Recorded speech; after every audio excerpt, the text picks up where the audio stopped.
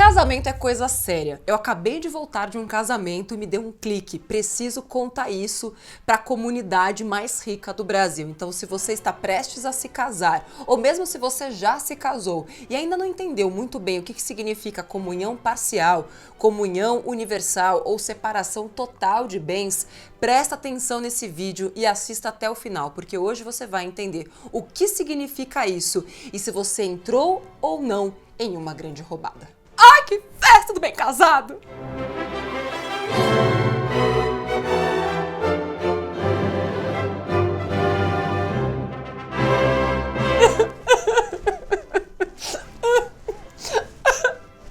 O que foi, Nath? O que aconteceu? Eu tava no casamento e escolheram justo o quê? Comunhão universal de bens! Tinha comunhão parcial, separação total. Ela foi escolher justo comunhão universal. It's so beautiful.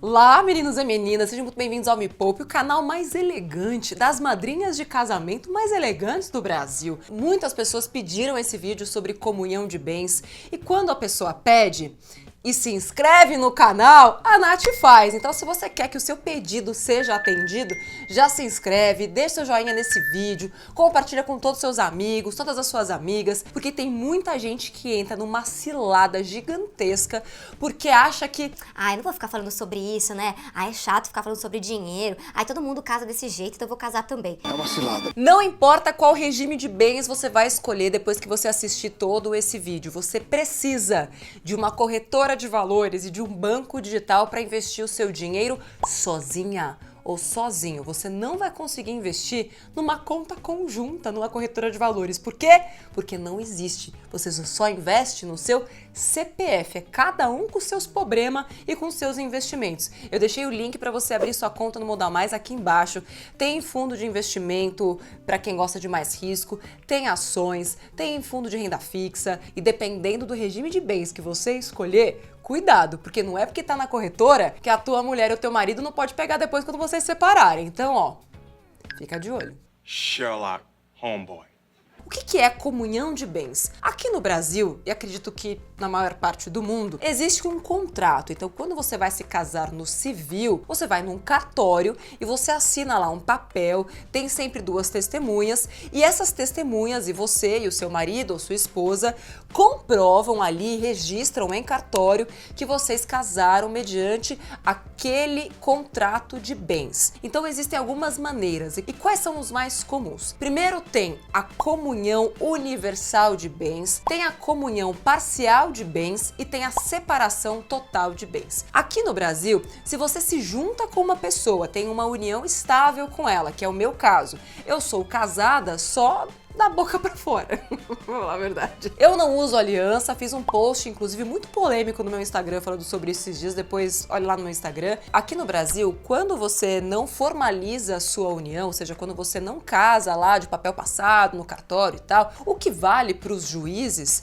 é como se fosse uma comunhão parcial de bens. Então eu vou começar justamente por essa, que é a mais comum. Na comunhão parcial de bens, todos os bens que você e o seu marido tinham antes de se casar, antes de assinar aquele contrato, os seus bens são seus e os bens dele são deles, ou seja, os meus são meus, os seus são seus. Depois que assinou o papel, é tudo nosso. Então, na comunhão parcial de bens, investimentos, tesouro direto, imóveis, carro, até previdência privada, sim, entra na partilha de bens. O que é meu é seu e o que é seu é meu depois do casamento. Então, se você não fez nenhum acordo pré-nupcial, se você não casou no papel, o que vale para a justiça é isso.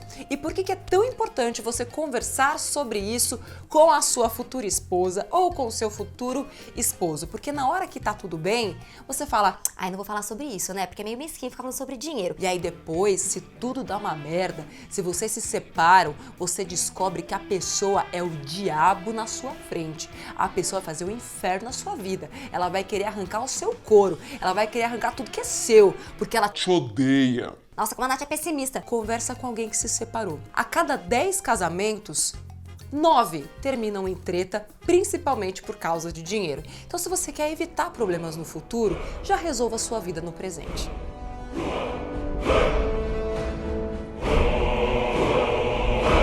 Na comunhão parcial de bens, se vocês se separam, tudo que vocês adquiriram, inclusive investimentos depois do casamento, é dos dois. Mas, se for uma herança, por exemplo, a herança é só sua, não se comunica na comunhão parcial de bens. Mas, se você, por acaso, falecer, o que ficou vivo tem direito a metade do patrimônio em comum e também vira herdeiro nos outros bens que antes não se comunicavam. Deu para entender? Se não entendeu, tem aqui na descrição o site com todas as normas lá da Constituição, todas as leis. Eu deixei o site direto aqui lá do governo na descrição do vídeo se você quiser saber em mais detalhes como que funciona tudo isso. Ah, importante, no caso de separação, a previdência privada que foi montada após o casamento já tem pareceres de juízes a favor de quem montou a previdência, dizendo, cara, essa previdência dessa pessoa não tem nada que ficar dividindo previdência privada,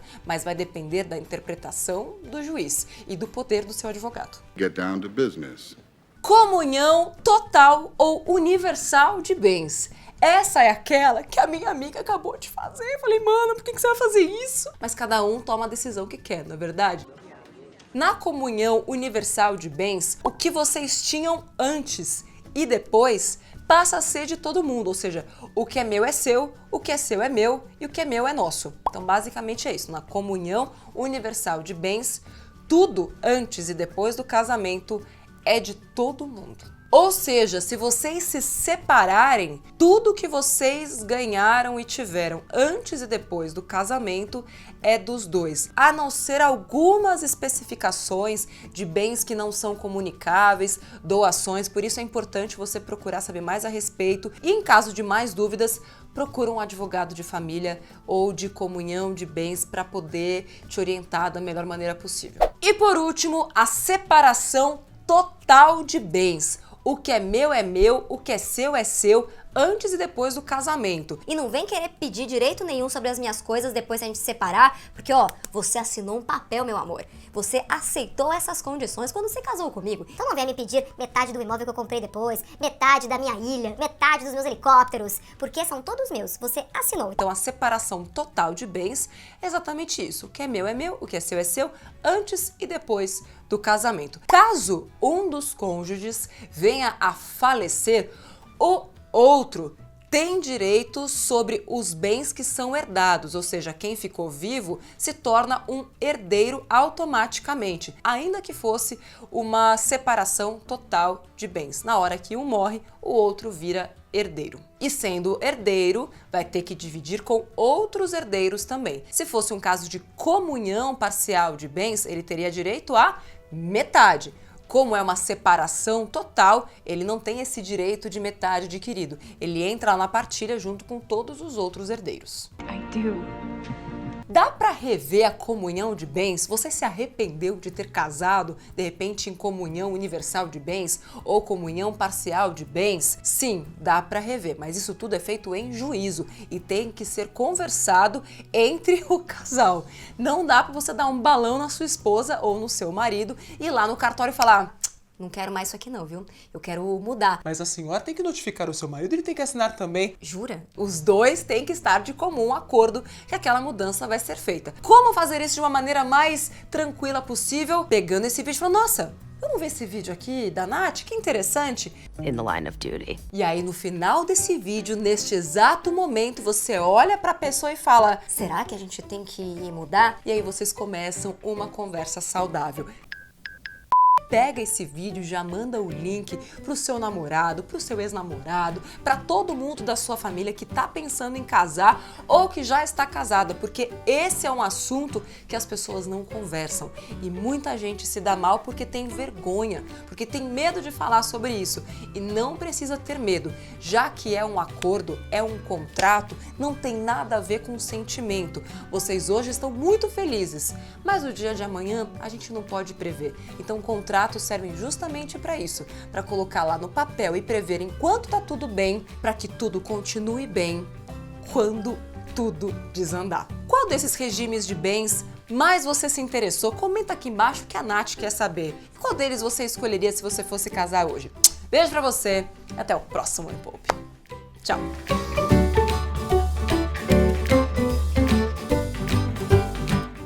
Isso aqui é interessante, porque como as famílias estão cada vez mais se montando de uma forma diferente, então assim, uma pessoa era casada, tinha um filho e casou com outra que já tem 2 filhos, e aí eles têm filhos juntos, e aí se separam, então esse sistema tem ficado cada vez mais complexo.